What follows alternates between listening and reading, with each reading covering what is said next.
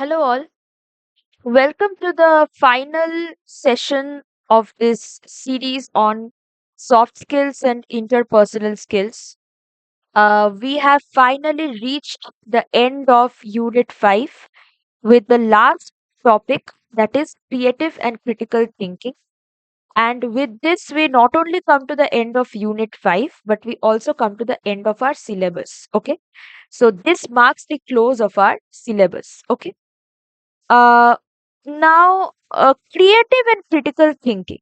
Okay. Now, this is a term that you have, heard your professors or even your teachers during your younger years. You have heard them use this expression like quite often, right?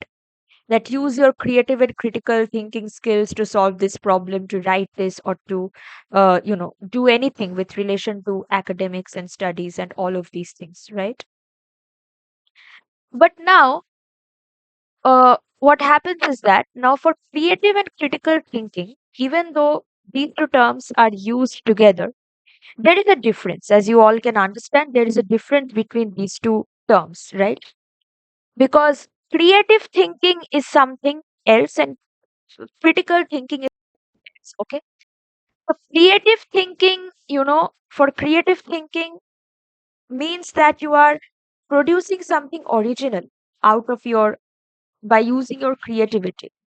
Well, critical thinking means that you are, looking at one topic or one thing or one aspect of life from various different angles, right? So, and you are critical thinking involves more of your, rational and logic. I'm not saying that creative thinking doesn't involve it, but there is always a chance to create something new there. So suppose now when we were doing for unit 3, when we were doing the different kinds of writing, sorry, for unit 4, when we were doing the different kinds of writing, uh, you remember descriptive writing, right? And you also remember narrative writing, where you were, you had the room for creativity. When I told you that you had the room for creativity, you can tell a story, okay? You can tell a story from a past memory or anything. Now, for descriptive writing, I told you that that can be set in an imaginary world. Of course, those do have rational, but critical thinking involves rational on facts and evidences, right? So, uh, creative thinking, it is a companion to critical thinking, and it is important because it helps you to look at problems and situations from a fresh perspective. Okay. So you see problems as interesting opportunities and you challenge assumptions and suspend judgment. Okay. Uh, now, some of the best examples of creative thinking skills are your lateral thinking, your visual reading, your out of the box thinking, copywriting, artistic creativity, problem solving, analytical mind, divergent thinking, and all of these things, right? And critical thinking, you allow yourselves to not only solve problems, so critical thinking skills you employ in order to solve certain problems, and you also come up with new and creative ideas to do so. Okay, so creative and critical thinking in that way go hand in hand. Okay, now,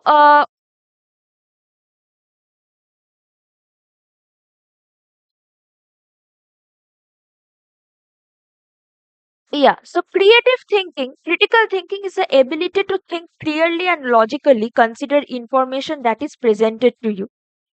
Creative thinking, on the other hand, is about generating new, novel, or useful ideas. Okay.